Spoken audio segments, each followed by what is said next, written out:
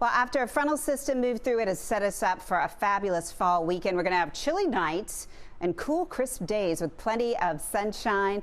And that's because we saw that front move through this morning. It was kind of cloudy for a while. We had a little drizzle, and now those clouds have pushed off to our south. Crisp, cool air moving in behind it.